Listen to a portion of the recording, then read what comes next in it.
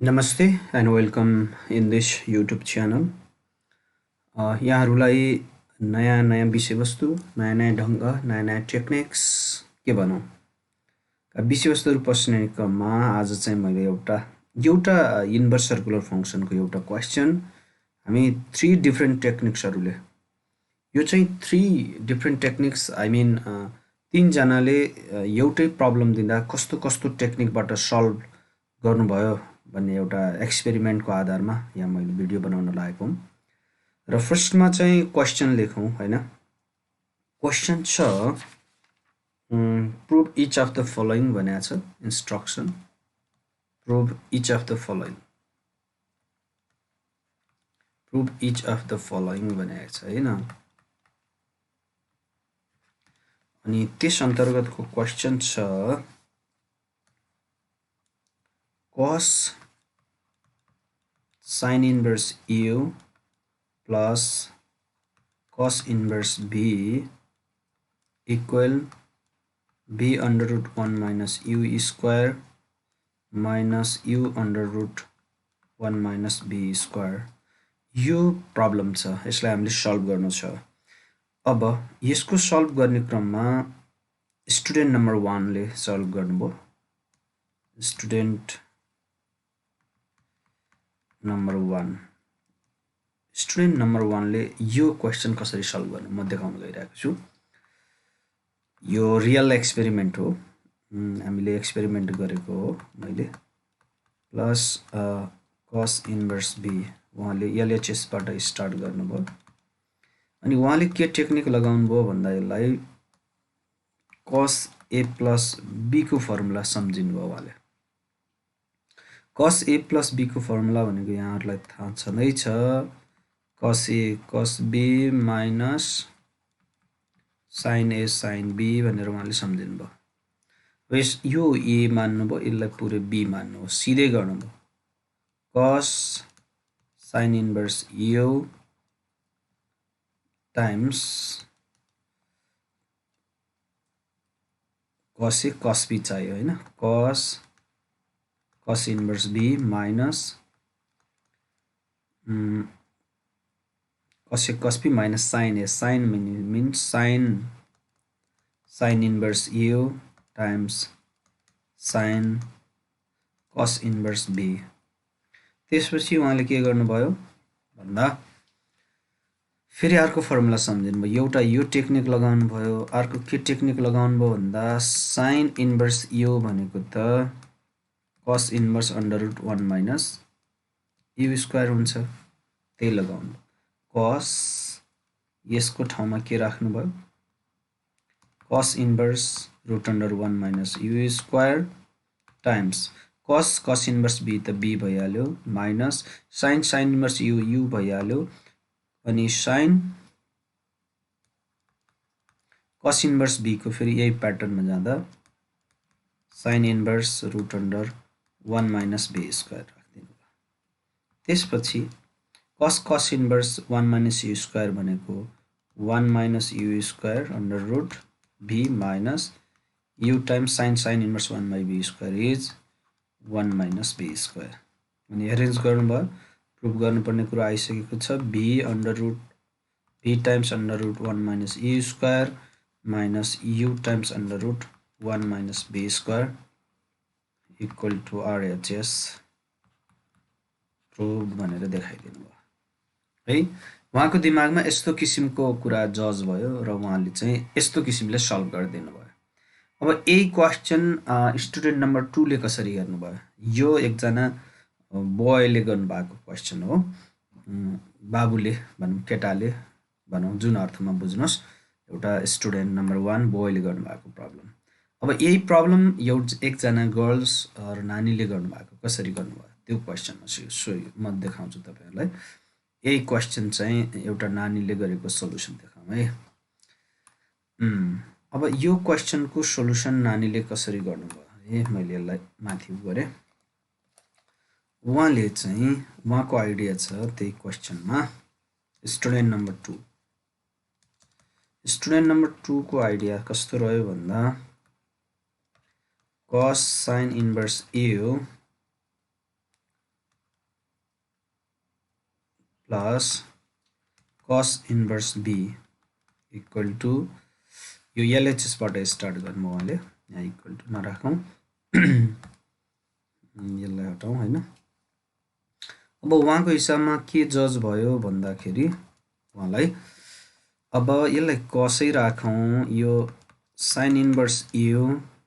Plus यो cos inverse b लाई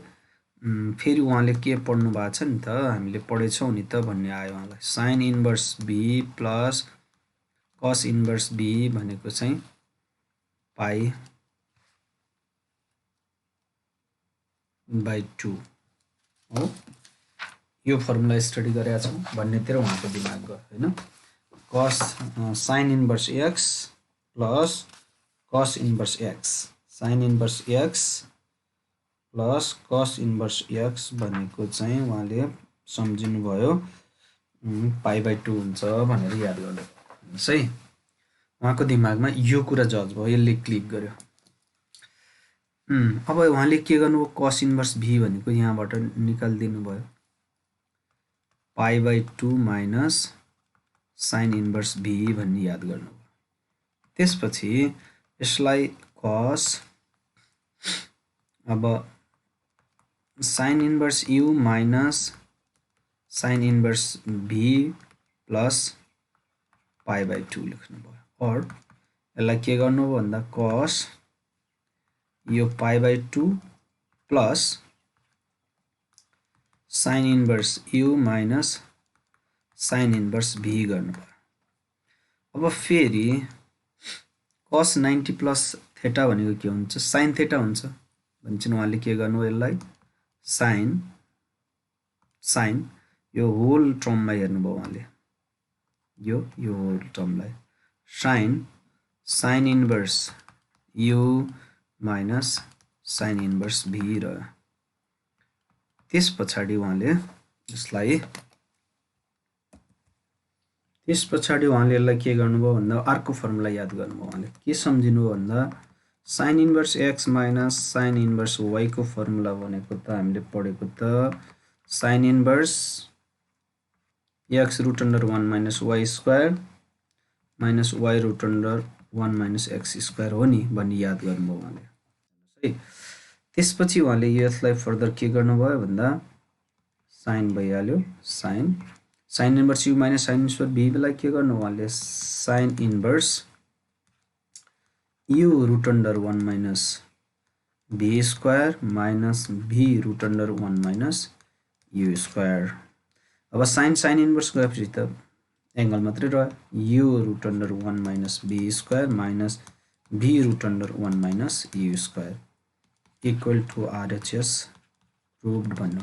यो स्टुडेन्ट नम्बर 2 ले दिएको रेस्पोन्स हो है। उहाँले चाहिँ के गर्नुभयो एउटा प्रब्लमलाई त्यो अघिकै प्रब्लमलाई चाहिँ यस्तो तरिकाले जज गर्न उहाँको दिमागमा चाहिँ यो दुईटा फर्मुलाले प्ले गर्यो हेर्नुस् है। अब अर्को स्टुडेन्ट नम्बर 3 मा जाउँ। यो दुईटा स्टुडेन्टको भयो। स्टुडेन्ट नम्बर 3 मा जाउँ। स्टुडेन्ट नम्बर 3 मा जाउँ। प्रब्लम छ सेम हैन। उहाँले के गर्नुभयो भन्दा हाम्रो LHS बाट स्टार्ट गर्नु। स्टुडेन्ट नम्बर 3 बोय हुनुहुन्थ्यो उहाँ। स्टुडेन्ट नम्बर 3 ले के गर्नुभयो भन्दाखेरि क्वेशन थियो हाम्रो cos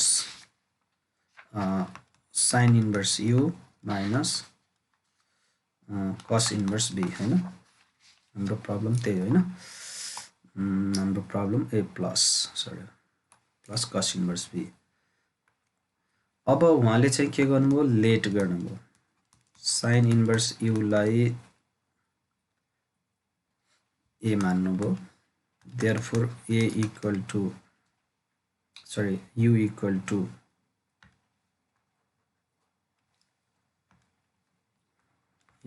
to sin a मान्नुभयो। अनि cos इन्भर्स b लाई चाहिँ उहाँले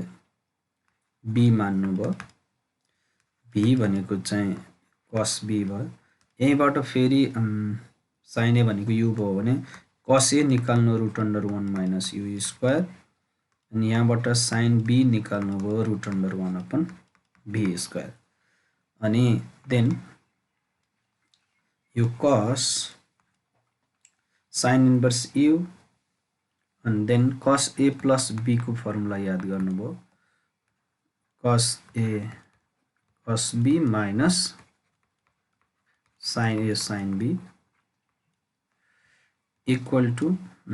cos A means what? Root under 1 minus u square. Cos B is what? B minus sin A is what?